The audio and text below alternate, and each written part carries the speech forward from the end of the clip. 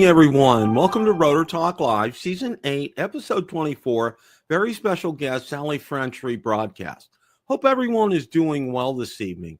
You're in for a real treat. You're going to enjoy this rebroadcast from when I had Sally French on the show about 5 years ago. You'll see so much how things have changed in the drone industry. So without any further ado, let's roll this rebroadcast in its entirety. Good evening, everyone. Welcome to Rotor Talk Live, Season 3, Episode 22. Very special guest, Sally French. Sally's no stranger. Welcome, Sally. How are you doing this evening? Thanks for having me. Well, it's great to see you. And it was about this time last year that we had you on as well. And it's always a pleasure. I mean, I remember in fact, I celebrated my 3rd anniversary as a channel yesterday. And, one of the things I remembered was my very first show I had you on. And it was probably, I couldn't have picked a better premiere episode for Rotor Talk Live than having you. Well, that is so nice of you to say. I like the idea of making this an annual thing. It's our little drone reunion. I like that. That's a good thing. So how you surviving the pandemic and everything that's going on right now?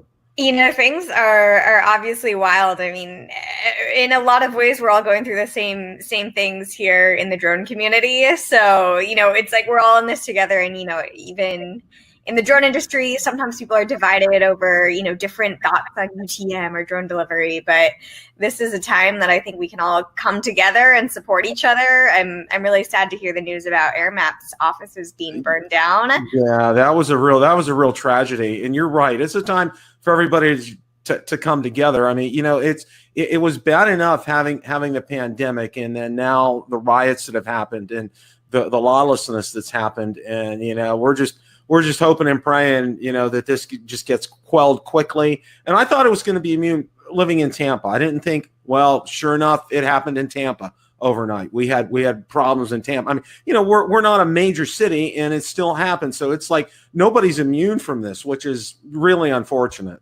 Yeah, for what it's worth, I live in downtown San Francisco, and there was a literal dumpster fire outside my building last night. Gosh, yeah, it's like, well, it's like, you've been enclosed from the pandemic. A lot of people have. I've been working from home this whole time. So is my wife. And then now, compound this now with, oh, well, you probably ought to better not go out right now. And there's probably going to be a curfew. And, it's just, well, enough of this. Let's get talking to drones. I love it. And I know a personal favorite drone of yours was the original Mavic Air.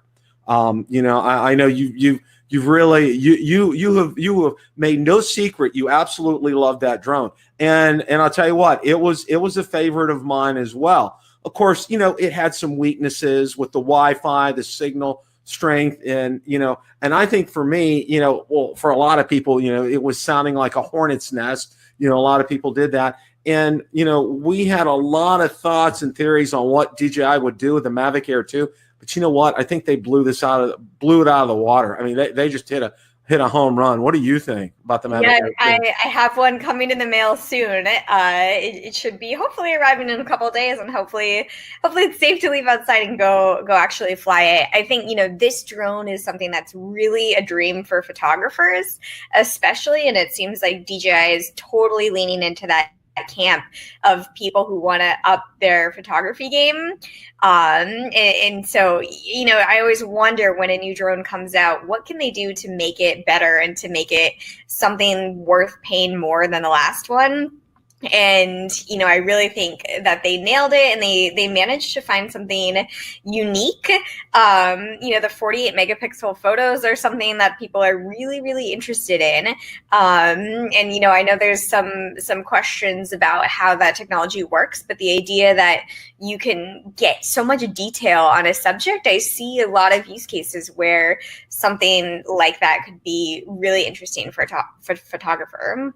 Well, one of the things that I found already, and I know it was an original complaint on the Mavic Air, was when you would put it in sport mode and start to do the video, it got real wonky. Okay. Well, I'll tell you what, I did a test of that, and that was my latest video. Initially it kind of tilts down. Okay. Okay. But then there's no, it's like it's smooth as butter. I mean, I did that. I had, I fly out over that lake behind my house, which is a nice area to fly. And Sally, the video came out. It was just stellar from that. I mean, that's one of the things that I was really anxious to test because I know, and I saw, Billy Kyle, he had that problem too. I mean, it was just, it was like that gimbal was going all over the place. It was just rock steady.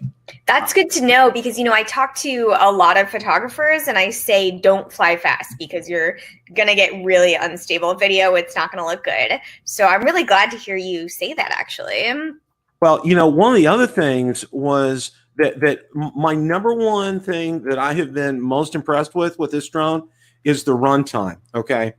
It has blown me away because I've been really experimenting with that 8K hyperlapse. I mean, the lake behind our house faces west. So, obviously we got sunsets back there, and sunsets in Florida are something pretty special. I bet. That hyperlapses eat up a lot of battery time. Okay. Right. It really does. And I'll tell you what, Sally, it really impressed the daylights out of me. Not only did I get an 8K hyperlapse of the sunset, I was still able to do a lap around the lake before I came back, and I had 35% battery left. I mean, it was just... wow. So how long was that in flight? I was in flight about 25 minutes, That's great. 25, 26 minutes. And I still had like 35% left in the tank. I mean, it really was just impressed the daylights out of me. Now, one of the things, and I'm not sure if you're aware of this or not, but, one of the guys that we have on Tuesday nights, Lauren Donauer, he works in a DJI store up in Canada. And one of the things he advised us on was not to use the multi-charger when you first get the Mavic Air 2. You're aware of that, aren't you? Yeah. Yeah, and that's what I did was I charged each battery individually. And he said they're waiting for a firmware update to come out from DJI, and they haven't done that yet.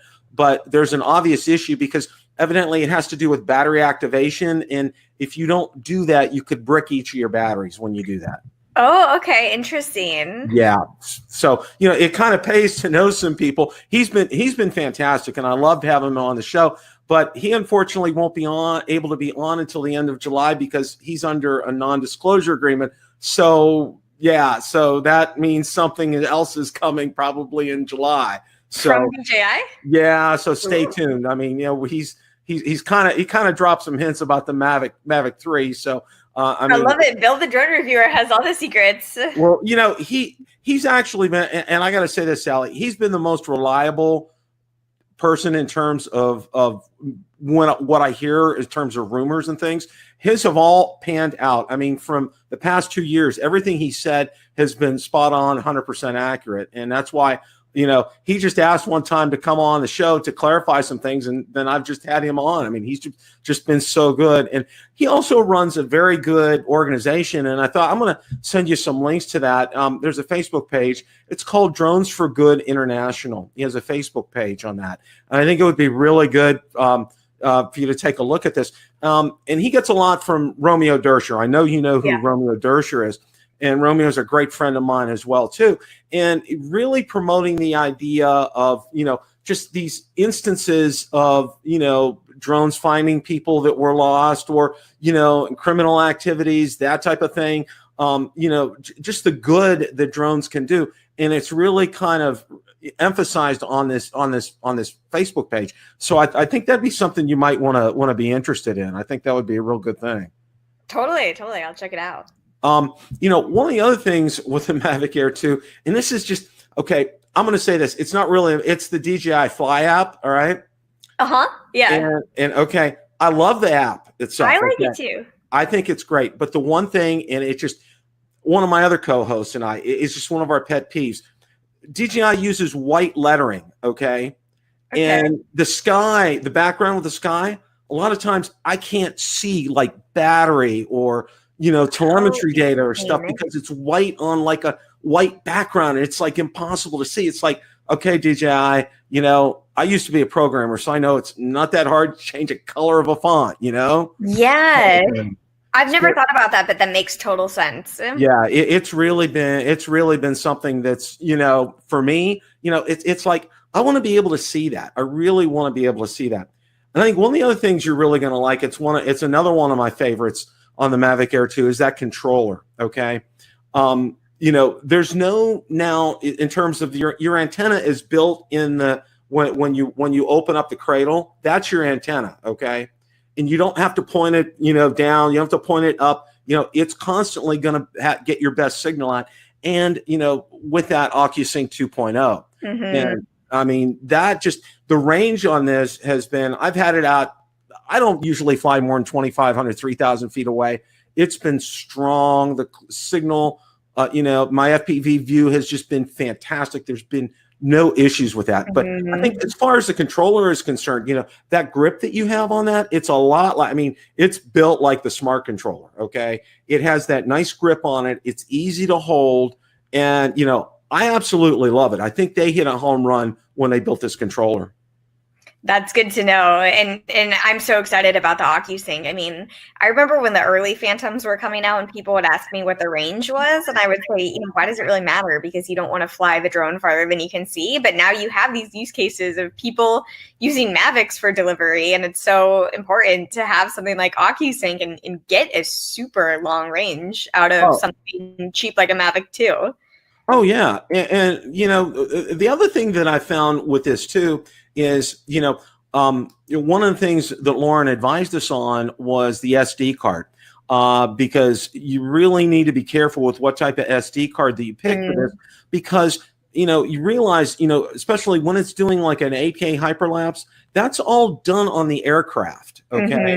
And a lot of people say, oh, it's a computer. No, it's done on the aircraft, and you can see it. And that's what I kind of did like a tutorial, and I said, you'll see the clock counting down around the shutter, and it's telling you that it's processing this, okay? And then it stitches this together, and it's just like, it's incredible.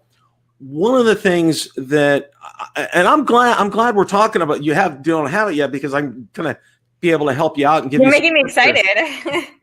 One of the things that I kind of have to look out for on it is, one of the reasons my favorite drone is the Mavic 2 Pro is its low light sensitivity. Okay, because one of the things I absolutely love to film sundowns. Okay, whether doing a hyperlapse of them or putting it in tripod mode and getting a nice slow video of it, I absolutely love doing that.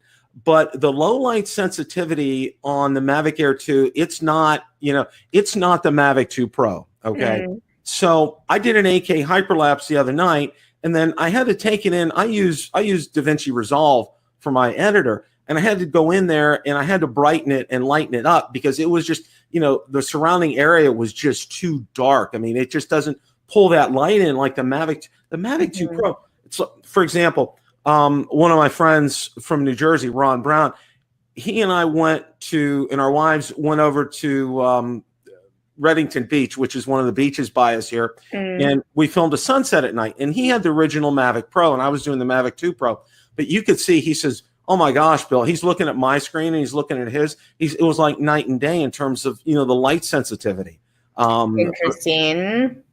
Coming in. So that's just kind of a thing, you may want to, and I haven't got to the point of being able to, to kind of mess around with settings, maybe adjust white balance a little bit and some of the other things.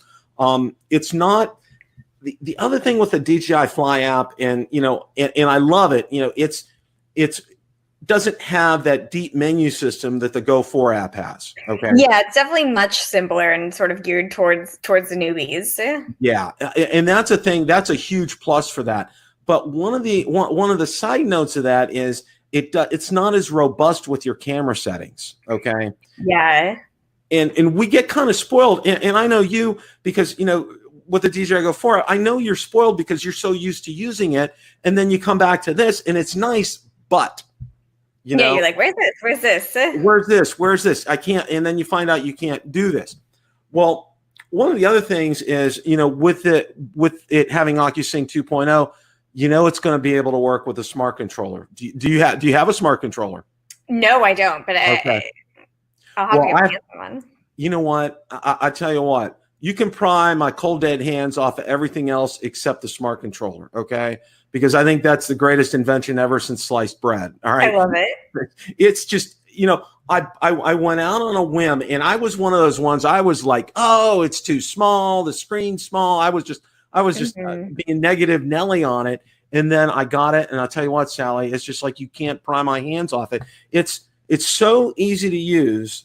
All right, you power that on, you power your drone on, you're ready to go. There's nothing else you need to do. I mean, it's crazy awesome. It really is. And it has a built-in screen recorder, and it records your audio with you too. And especially for doing things with the channel, it's just, it's so nice because, and then it records it to an SD card and you can just download it on your PC. I mean, it's a piece of, it's fantastic. Yeah. It is interesting to see with the Mavic Air too. It seems like DJI is really leaning into sort of the photographer who's like kind of serious but not super into drones. It's actually not the person who's watching this right now.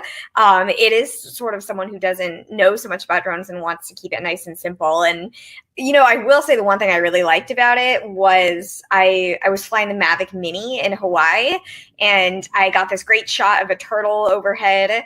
And I loved how easy it was to upload the footage. We got the turtle shot. We had a dinner reservation. I hate to be on my phone at dinner. I don't want to be one of those people, but I wanted to get this turtle shot up, and I could edit it really quickly in the app, add video, and instantly put it on my Instagram before the dinner even came.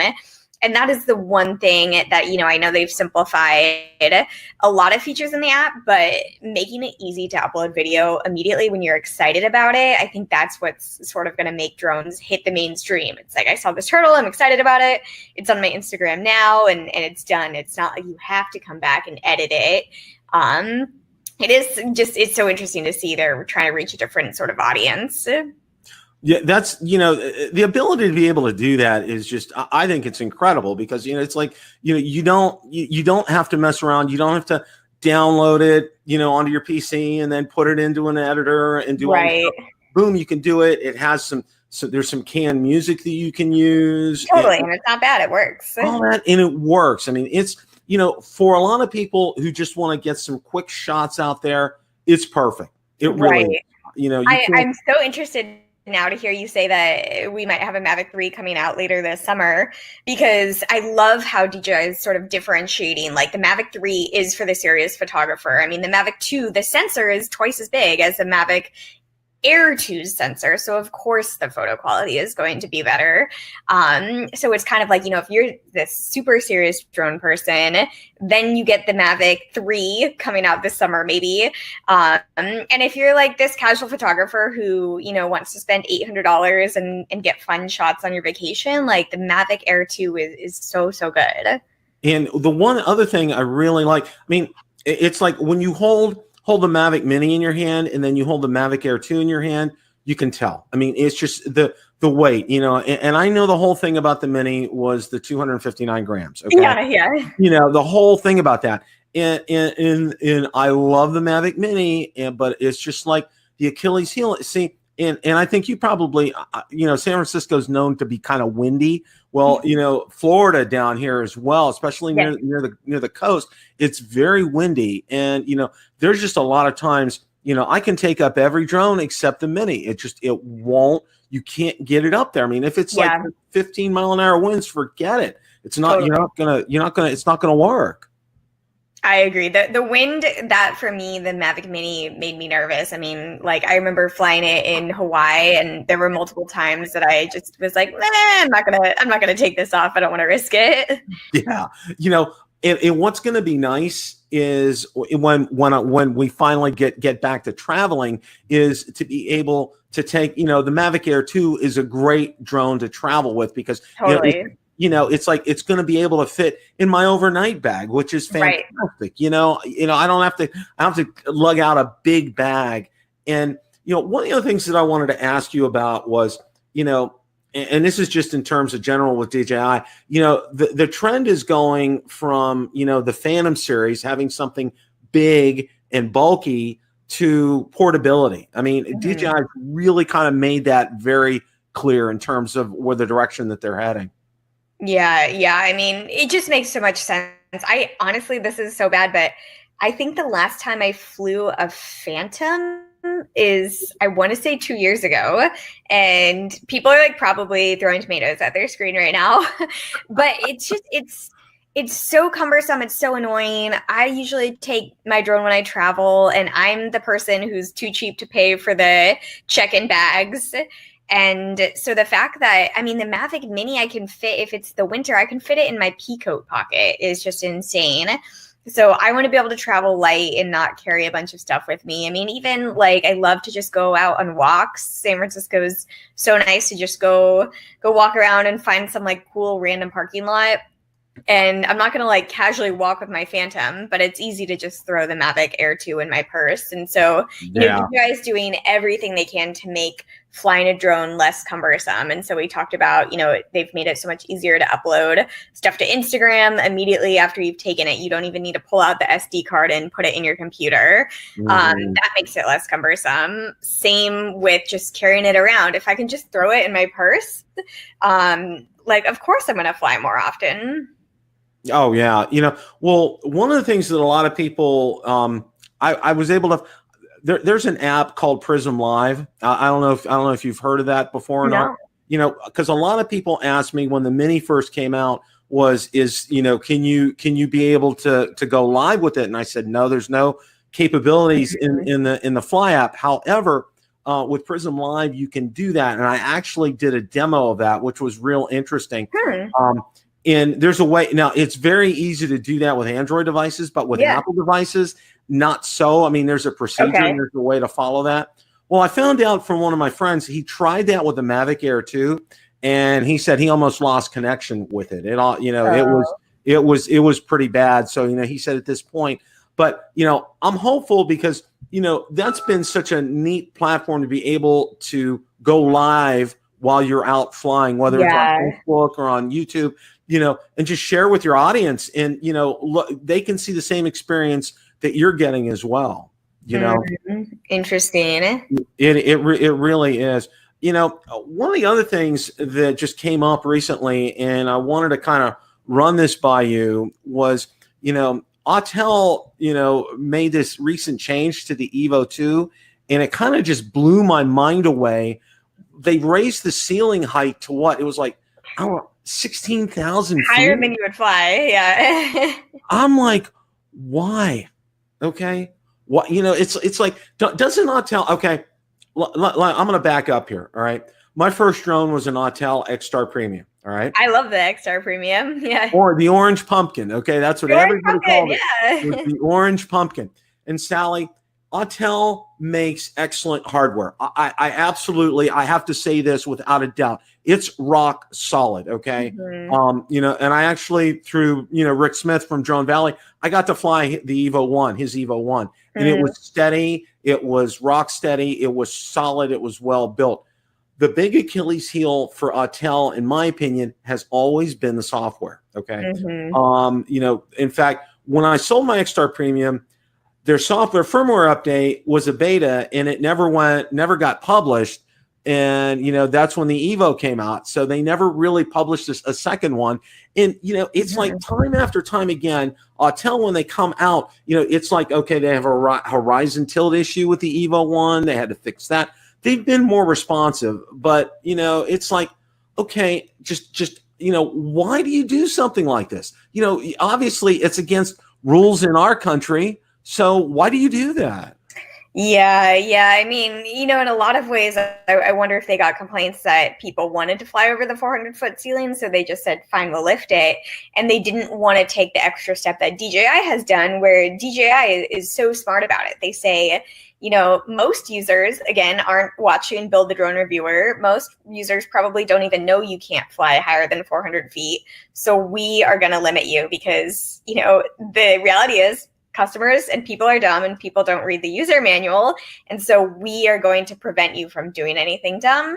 But then DJI also recognizes there are situations where you might have to fly above 400 feet. So they've taken the extra step in the software to make it so you can unlock that. You know, you put in your credit card info, you tell them who you are, you log in with your account, and then they let you, you know, fly in Class B airspace or whatever, or fly above 400 feet. And DJI just seems to take a lot of care in that consumer step and that public perception step.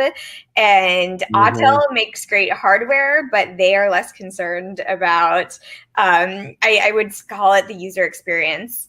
And in a lot of ways, it makes sense to me because Autel doesn't really have anything to lose if there's a drone crash, but DJI does. I mean, even I see drone crashes that aren't DJI products, and people say, oh, DJI drones are dangerous. And it's like, that wasn't a DJI drone.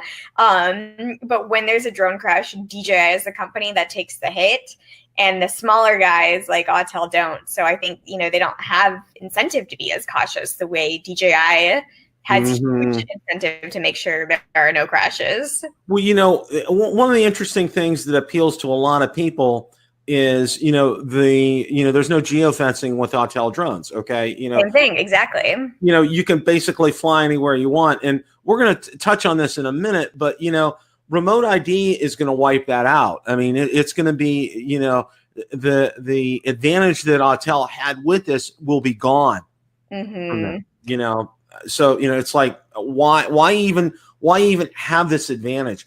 And one of the other things that I wanted to talk to you about, and I think a lot of people finally got the point that I was trying to make is, you know, the Autel Evo 2, there's the 8K, then there's a 6K, then there's their thermal one. The processing power required in a PC, and I said this even before it came out, I told people this. I said, you know what? This is where the technology in drones has gotten ahead of technology in most PCs. Okay, most of your average, you know, drone flyers don't have a PC that's capable of handling like processing 8K video or 6K video. Now I know like my DaVinci Resolve, it'll process it, but if I have an 8 gigabyte video card, okay, and I have 16 gig of RAM, mine can handle it, but a lot of people don't have that. And then there's the issue of having a monitor. Okay, now I have a 4K.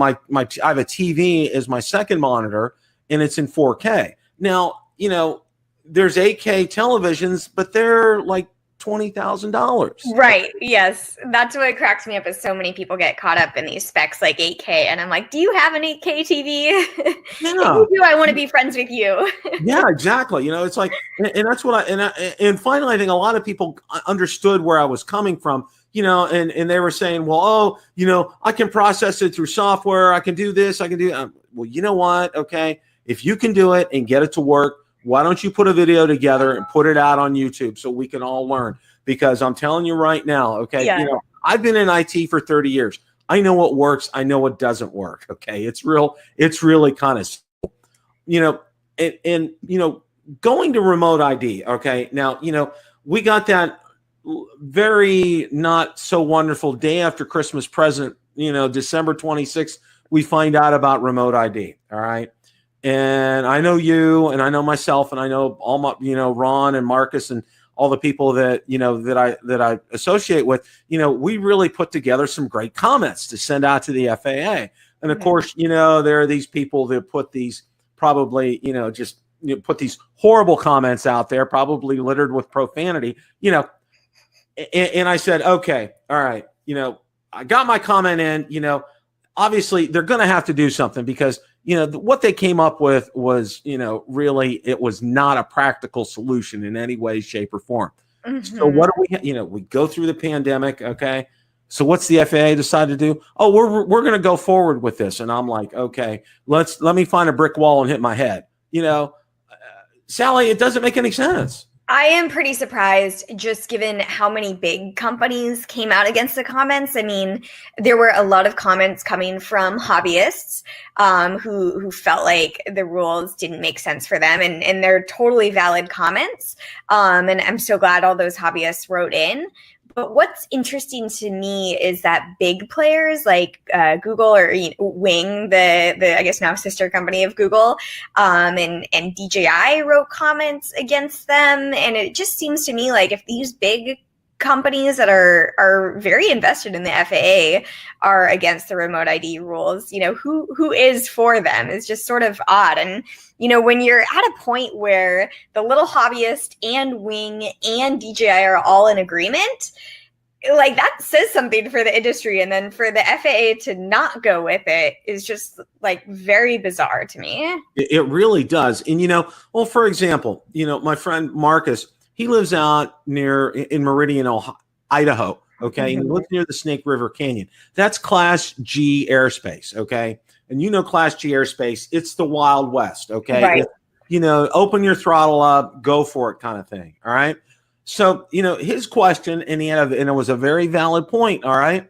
Out there, he probably has little to no cell phone service. Okay. You can't get a carrier out there. Exactly. Yeah. So how can he fly? I mean, it's like you can't do it. You have to, the way they have those rules set up, you gotta have a cell phone connection no matter what option you choose. And here we go. And it's like, you can't do it. I mean, yeah. Well, I gotta say this. DJI came out with a proposed solution. Now it's not perfect, and I chatted with Brendan Schulman several times over Twitter about it. And I really like what they did. Okay. They came out and they said, look, we can leverage existing technology. We can make sure it's not a burden on the consumer. All right. And, it will have the benefit of getting the information out to people. Now, one of the other things that's been a real sore point with a lot of people is that, if I want to see where Sally French is flying, I can see where Sally French is flying. If Sally wants to see where Bill the drone reviewer is flying, she can see where I'm flying, where I'm going. It's like the criminal element in this. Somebody comes there, here comes my brand new Mavic 3 coming down for landing. Oh, there's a gun to my head. I'm sorry, that's my drone. See you later. Hand me the keys. It's ridiculous. Yeah. I mean, I actually, going back to the Mavic Air 2, it's sort of interesting what DJI has done with them and ADS-B. Because I'm like, this is sort of an interesting happy medium where DJI is self-policing, that you can see where other aircraft who are broadcasting ADS-B, where they're going or where they've been, but it's not broadcasting your own signal. I just find a very interesting decision. Well, I want to give you, I'll take a little sidebar here. I've had some interesting experiences with ADS-B. Okay. Now I've done a pretty deep dive, and as far as I know, most in fact, all private aircraft had to have ADS-B transceiver and transmitter and receiver installed on them as of January 1st, 2020. Okay. Right. Now there are some exceptions. One of the exceptions is if an aircraft was originally built without an electrical system, okay, that would mean like a Piper Cub that was built in the 1940s, all right, obviously without electrical systems, okay. And there's certain classes of airspace, but what I found, Sally, that's minimal, and where they're supposed to be active is pretty maximum.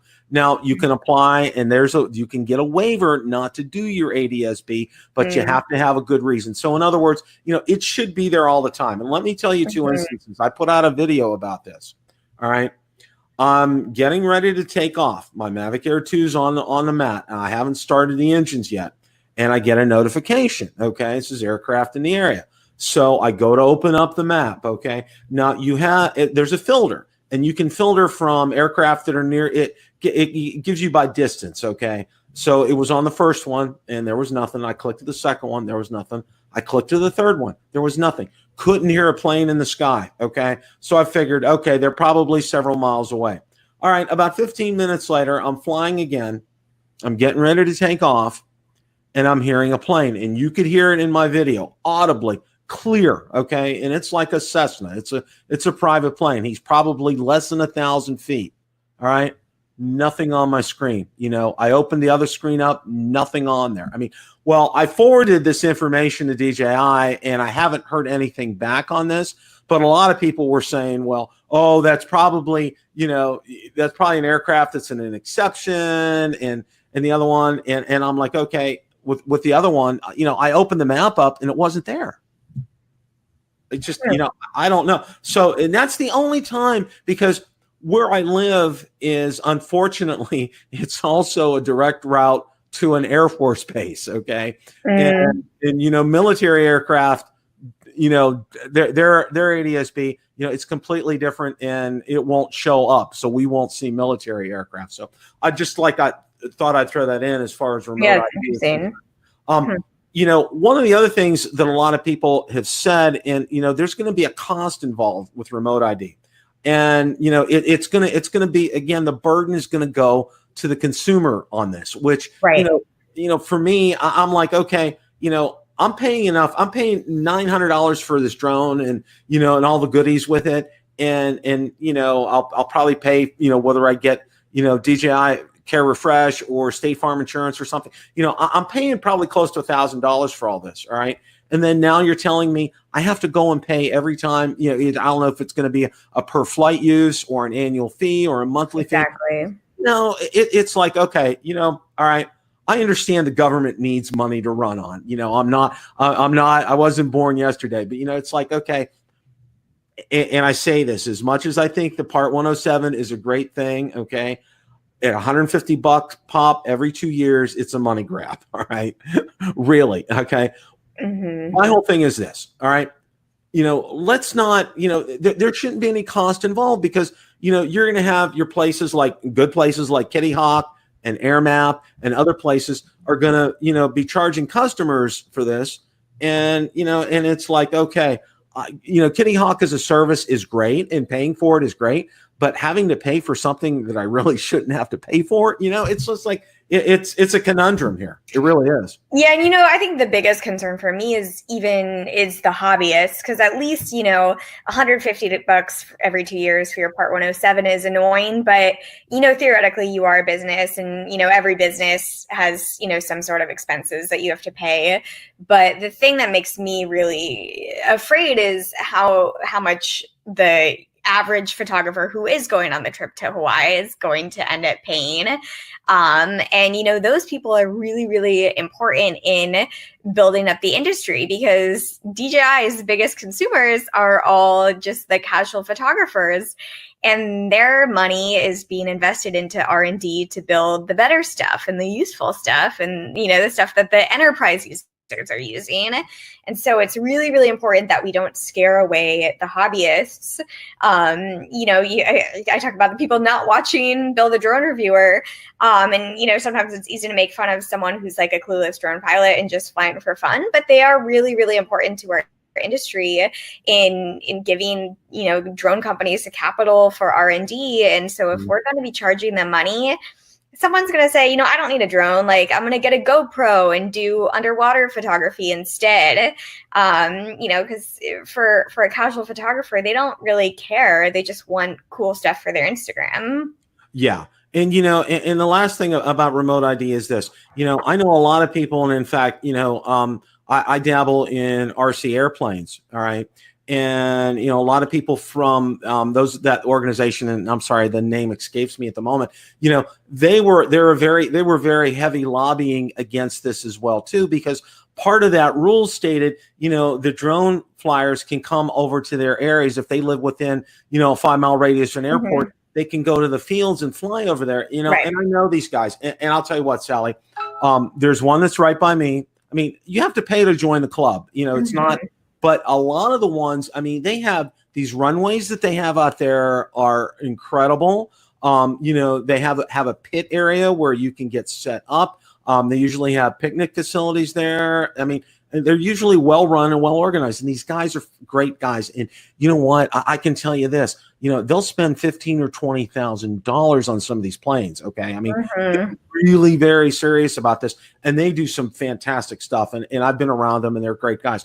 They're so upset about this because it's like all of a sudden, we had our, if you want to call it, lack of a better term, a sanctuary, and now all the drone guys are going to come in and be able to use it, and they're just like, oh my God. I know. I kind of feel bad for the AMA people. I'm like, oh, the drones have sort of encroached on your, for lack of a better word, safe space. No one cared about the AMA. The government ignored the AMA, and then drones come out, and suddenly, their memberships go up, which is nice. But I feel like we've created such a stir for the old model aircraft guys. Well, we did. We really did. So, I'm hoping the cooler heads are going to prevail here because. And just, I'll close with this about remote ID. All right. Being in IT, when you architect the system, you have to do it and test it out before you actually, run it through some kind of a model to test it out.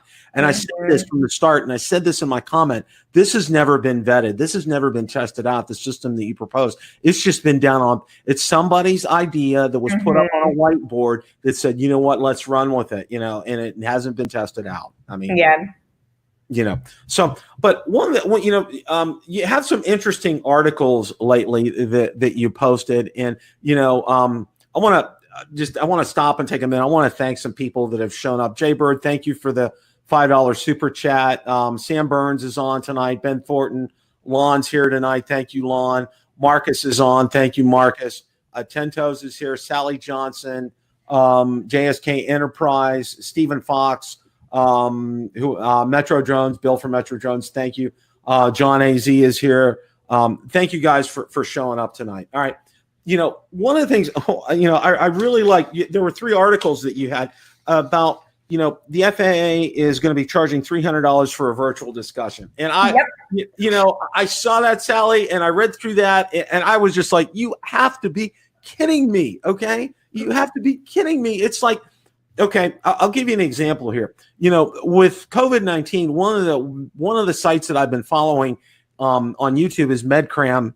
And it's like medcram.com, and it's a great doc. He's fantastic because it's not political, it's straight up medical, and he hits you between the eyes. Okay, and there's never, it's like there's not a charge. Well, YouTube's got a little funky, and they pulled a couple of his videos because they mentioned hydroxychloroquine. But anyway, he said go out to medcram.com. The videos out there are free. Now, basically, the whole premise of that channel is to help young doctors or interns who are studying to become a doctor, okay? And this material is free, okay? And he's held a couple seminars that normally, where they charge, a lot of money for, online, free, all right? And here's the federal government, okay? We're in the middle, we're still going through the pandemic, all right? And what are they doing? They're charging $300 for something that's online. Right. And, it's just so wild because what are they going to announce? And whatever they're going to announce is just going to be public anyway. And I feel like, there's a few reasons why people go to conferences. They want to be the first to the news. They want to be the first to have their hands on the new drone that was just announced. Or they want to be the first to hear about remote ID and, get to go to the bar after and talk to all the other conference goers about, their take on it. And conferences are really about networking. They're about the family reunion. Talking to you online is great, but there's nothing like, getting to go to the bars after with, I feel like I have this drone family who I see every year at places like Interdrone. And so you're not getting that with a virtual conference. And I think, there's still learning to be had. And, it doesn't necessarily need to be free. I understand that there's costs involved. I hope they're paying their speakers, which I would love to know how much they're paying their speakers if they're charging almost $400. But, you're right. I mean, we were just talking 10 minutes ago about, DJI charging for your test and then charging for remote ID possibly, and now charging $375 to go to a conference that's online. It's just so nutso to me. I was reading a report that was basically talking about how much it costs to run a conference versus a video conference. And it's just, such a paltry expense. There's still marketing expenses and, they still need to pay the conference organizers. And if they're using some sort of video chat service, they need to pay for that software.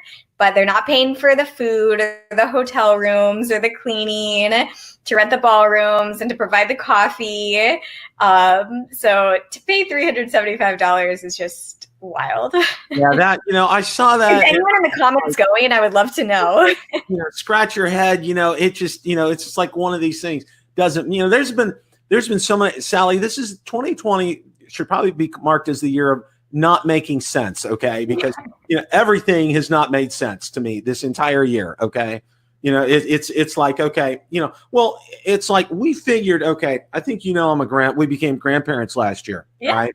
And my granddaughter's going to turn 1 in July. All right. And we thought, back in November, we went up to Ohio in November to see her and spend time with my daughter and her husband and everything. And we said, oh yeah, we'll be here for her birthday. No problem. It's just like, okay. And then boom. Okay. The world explodes basically. And, now, there's no way I'm going to, for right now. Okay. The only way I would consider going up is driving, and even driving. I mean, it's like to drive from Florida to Ohio, it's a 2-day trip. So there's 4 days going up there and coming back and then taking a week off around that, and then it just, so it's not going to happen this year, especially because, she's like 1 year old. Okay. She's not really going to remember us being there. So, it's these kind of things. And then, okay, there's an opportunity to be able to view something online. Oh, okay. And like you said, there are setup costs involved, and that's something that you understand. There are costs for the speaker involved, but there's no hotel, there's no catering, there's no having a fancy hors d'oeuvres set out, and drinks and all this. There's none of that. Okay, so it should be a minimal kind of cost. Yeah. And, I'm always, so optimistic. And, even throughout all of this coronavirus, I've been trying to be optimistic and thinking, this is good for people who can't afford to travel because suddenly everything is accessible online. And, I know so many people who say, I want to go to a drone conference, but not only I can't pay the registration fee, but I can't pay to travel. I can't pay for, 4 days of daycare for my kid when I'm gone. And so, the good thing about coronavirus is that it sort of has democratized a lot of stuff on the internet. Is even if you can't pay to travel, we're all here. And so it's just kind of frustrating to see that this FAA conference still isn't accessible for someone. Well, it's real interesting because one of the other things I had on a couple of weeks ago, I had Kelly, who Kelly Shores is from Ready. Yeah. And he was telling us what they're going to be doing for Spin Up this year is going to be a unique one. They're going to have a virtual Spin Up this year. All right. And they're going to start like at 8:30 in the morning out there. And they're probably going to go till about 2 in the afternoon. And you're still going to pay for it because there are going to be speakers there.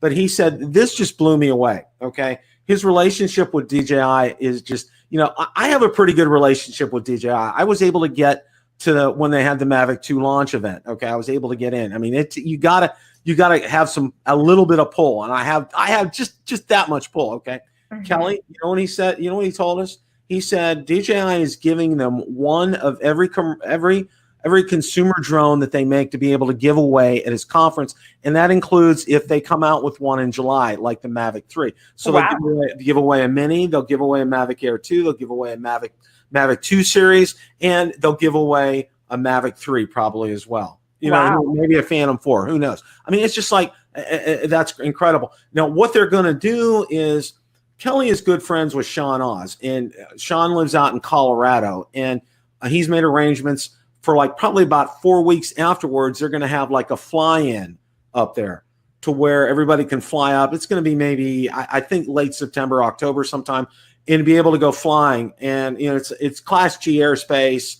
It's going to be a lot of fun. So it's kind of a different take on Spin Up this year. But I thought this thing with the FAA conference kind of reminded me of that. So that's going to be something I'm really going to look forward to it because it's going to be nice to kind of sort of meet some people through this virtual thing. And Ellie's looking for ideas right now, so we're kind of going in that direction. You had another article about drones fighting the coronavirus, and one of the things before I want to talk about that, I remember first seeing, and this is when this is before the virus hit us here in the United States. I saw them using, and I think they were DJI agricultural drones in Wuhan, and they were spraying disinfectant up in the air. And I'm like, it kind of boggled my mind. I'm like, okay, why are you, it just didn't make any sense at the time. I didn't understand, obviously they knew more about the virus, and that's a whole nother evening's topic, talking about that. But, they were using them more that I saw for crowd control. And your article talked about how they are in Shanghai. And I really thought that was interesting. Yeah. So there are so many use cases of drones coming out right now, and some of them seem really useful. Some of them seem like it's companies trying to capitalize on the hype. And then there's sort of this like weird middle ground of like, I'm not sure about that. Is that good or bad? And so, the disinfecting drones were really, really interesting. DJI was actually using drones in Shenzhen to spray. Shenzhen's where their HQs are, to spray with disinfectant. And people have since then come out with studies saying that's not actually a useful use case. It ends up just putting more chemicals into the air, that the environment doesn't need more chemicals. And so what's sort of interesting is DJI actually walked back on that, and they said, actually, we don't recommend using our products to spray disinfectant. And so, it's kind of interesting, like hindsight's 2020. And I like that DJI tried something, they learned from it, and they said, actually, never mind, we're not doing that. So that was sort of like an interesting use case. I'm seeing lots of drone deliveries, whether, it's someone who can't leave their house, so it's bringing medication or food to them. But a lot of companies are capitalizing on the drone delivery, for better or for worse. But there was a really interesting one, is that a company, Aerobotics, is doing surveillance in Singapore because Singapore has, as most countries do, have strict rules about where you can and can't be right now and how big crowds can be. And so Singapore is deploying surveillance drones, and it's interesting to think about, just the culture of surveillance drones in the US. I think people would be outraged, but in Singapore, people are sort of okay with it. Is really interesting. Well, what was real interesting the other day, and I saw this, and I forget through what, how they found this out, and I don't know if it was through AirMap or through somebody else. I guess the Freedom of Information Act. Somebody found that a Predator drone from the U.S. Customs and Border Patrol. Now, you have to remember, Minnesota is just, it's not far, it borders Canada. A Predator drone, an unarmed Predator drone, was circling Minneapolis when the riots came out, okay? And apparently just to get, a feed to whomever to see, which I thought was very interesting, the drone. Now, I'm going to say this too, and I told my wife last night, I was up at 2:30 in the middle of the night. And, when I was heading back to bed, I heard something outside, and it sounded like a plane. Okay. And then I took a pretty good look, and I said, you know what? I recognize now, one of the things, my ears are really good, and I can hear things very well. And it wasn't like a Cessna. All right. It was a Predator drone that was flying up last night where we were, because, as I told you, we're like in a landing pattern that goes to the Air Force Base here in Tampa. And unfortunately, we had some of the riots hit us here. I didn't think, I thought Tampa's not a big city. Well, yeah, forget that. They hit us there too. So I think they were up doing some surveillance last night as well too, which I thought was, as long as they're doing, as long as it's surveillance, I don't have a problem with that. I think, they kind of need to know what's going on as far as that's concerned. One, and the article that I really liked was, this drone camp, article that you put out. I thought that was fantastic. And in fact, I know exactly where it's at. It's up on, it wasn't far from, I lived in Columbus, and I'm pretty familiar with northeastern Ohio. My ex-wife was from up in that area, and it's Geneva on the Lake, which is right up on Lake Erie up there. And it was just, it was such a nice read today. It's like, your mind's getting cluttered with, it's been cluttered with coronavirus, and, now all the riots and looting and all that. And then to have it was so refreshing to read that today, Sally. Yes, thank you. I was so excited to hear some just refreshing, as you said, good news. So for those of you who are following online, there is now a summer camp. You have to be in high school, so I don't know if any of us are eligible, but there's now a summer camp, an overnight camp, all structured around drone racing. And it's really interesting because it's not just teaching kids how to race drones, but it's also teaching them a lot of business practices. A lot of the most famous drone pilots aren't necessarily the fastest or the best drone pilot, but they've cultivated this really interesting persona on their Instagram. And so the drone camp even teaches kids, Instagram best practices in business and how do you ask for money to be on a drone team. That's not, a job you're used to negotiating for. And so I'm like, gosh, this drone camp seems like so much fun. It's a week-long camp with other high schoolers, and they provide your food and all that and your lodging, and then you fly drones all day. And, of course, every story is a coronavirus story now. So I guess sadly, or maybe happily, they're offering a virtual version as well. So you can still log on from your computer and you won't get, that camaraderie of eating together in the dining hall, but you can still sort of take part in the drone camp just from your own house and flying drones virtually that way. I absolutely love, it's like I said, can I be 15 again? It's like, you see that and it's just like, you want to take a step back. And I mean, I read that one young gentleman, a 15-year-old, he won the world champion, won $275,000. I'm just like, hello, well, I got to say this though. Okay. I know Kelly Shorts, he's a real big fan of the DJI goggles. Okay. And I have to say this, I'm the kind of person, because I'm just one of those people. It would disorient me like nothing. Okay, that's why I never have gotten into goggles at all, or have tried them out, or have done even FPV kind of stuff. It's because I just can't. Physically, just spatially, I'm really kind of I'm spatially challenged. Well, I've been my wife says I'm very challenged, but besides that, it's just like it's really hard for me to be able to do something like that. So that's not going to work for me.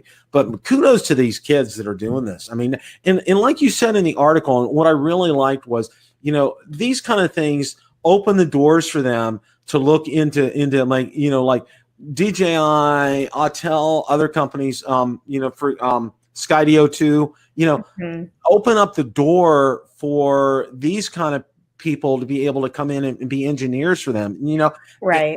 And I got to say this, and one of the last things that I want to talk about is this, a company I have been rooting for since day one is Skydio. Okay. I have to say, their business model and everything, they've chosen, I mean, it was a hard route to go, assembling the things here in the United States, because we don't have the throughput that they have over in Shenzhen. But I'll tell you what, I was on the list to get one, and I pulled my name. It's like interesting. And now, it's like, well, my friends Ron and Marcus each have one, and they absolutely love it. But the thing is, with that drone, and just to kind of like a sidelight, it's not a typical drone. Okay, right. It's that Parrot controller. They both have said it leaves a lot to be desired.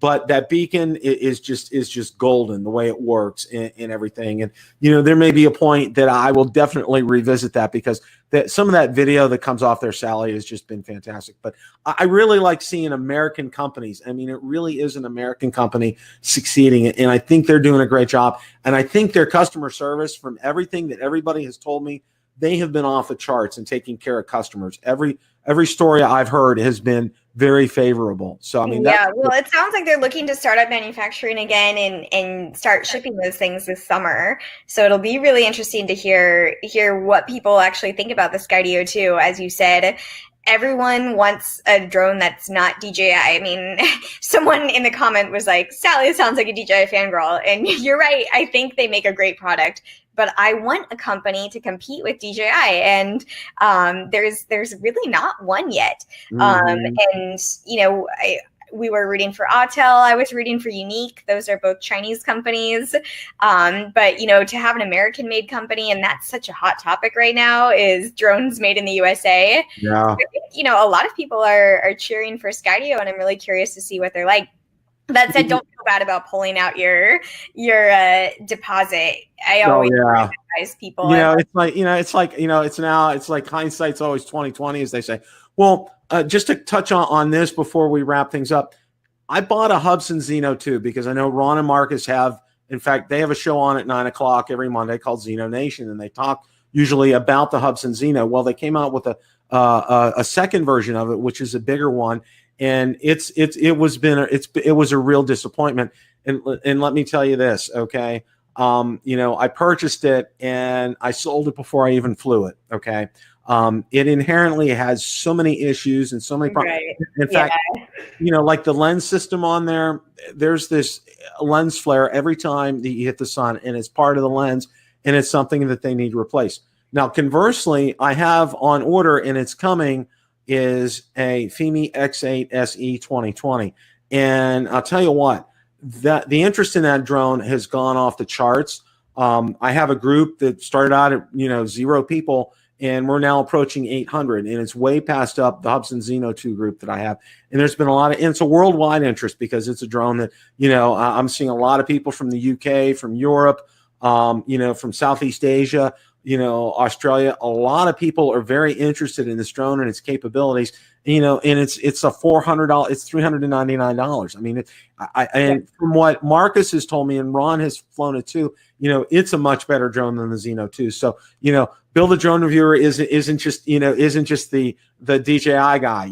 I'm going to be, when mine comes, we're going to be spending a lot of time on that and taking a look at that. And, like I said, I'll probably be looking at Skydio 2, somewhere down the road, when the funds permit, maybe. Yeah, let someone else test the early units. And I always think it's better to buy the second version anyway. I mean, I guess this is the second version, is the Skydio 2, but wait and let other people pay to get the bugs out, and then you buy the better product. Yeah, exactly. So, well, we just celebrated yesterday was 3 years on the air. And this is kind of like, I'm having a show tonight, and I'm doing one tomorrow night as well. I did one yesterday, so I'm one to kind of like celebrate each year. I had a show Sunday afternoon, just to celebrate the 3rd anniversary. Had you on tonight, and then tomorrow night, and I'm going to say our very special guest tomorrow night is Billy Kyle. So for all of you who are watching tonight, stay tuned. Billy is fantastic. We're going to have a great hour. Sally, this hour went by so quick. I could probably talk to you for another hour easily, and still not exhaust the subjects. But first of all, I want to say to you again, I go to, Drone DJ. I go to your Twitter feed every day. I also go to Drone XL because, hey, Kestelou now is on Drone XL.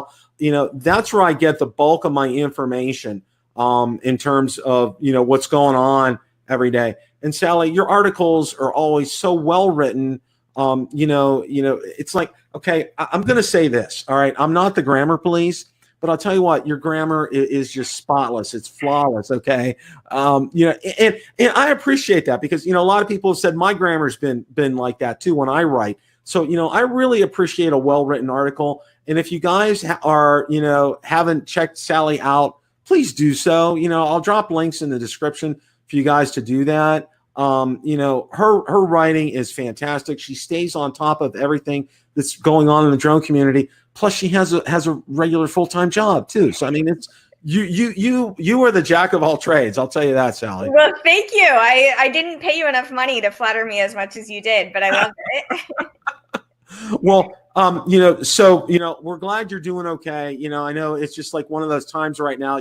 On top of the pandemic, we have all the craziness that's going on, and I'm hoping calmer heads will prevail. We'll get back to some semblance of normal. And it's like I'm desperate to go out. The only flying I've done has been from my backyard. There's a soccer field I'd love to go to right now, but with curfew and now because of this, the rioting and looting and all that stuff, it's just not going to happen right now. So, I'm kind of like itching to get out, but slowly but surely, we're going to get there. And, we're glad you're doing well. It's great to have you sit down and chat with you for an hour. Again, I'll drop links in the description so you can check out Sally on Twitter and also her blog. And it's incredible. You guys need to, if you're out on Twitter, you need to follow her. You also need to bookmark her blog as well too. She does have a YouTube channel as well. So, and please guys, do follow her because she's one of the best sources of information out there about drones. And she has a passion for drones that's second to none. And the other thing that I like, and I'll tell you this, my granddaughter, okay, when she gets to be old enough, guess what she's getting, okay? She's getting a drone, okay? Because my son-in-law has already said she's going to be a tech nerd, like my daughter is. My daughter's a tech nerd, so we're going to get her up there. Sally, thank you so much. Appreciate your coming on tonight. Thank you. Thank you all the commenters. You're so much fun to watch. All you guys commenting. These guys are fantastic. I have great guys in the comments section. They're a riot. But I see another Sally hiding in the comments. We need a. There's another Sally hanging on in the comments. Sally Johnson. So I want to thank everybody for showing up tonight. We're going to be on tomorrow night, so make sure you come in at. We're going to be on at 8:00 Eastern tomorrow night. So be sure to that. Billy's going to be on. We're going to have a great show. So everybody take care and remember, it's a great day to fly.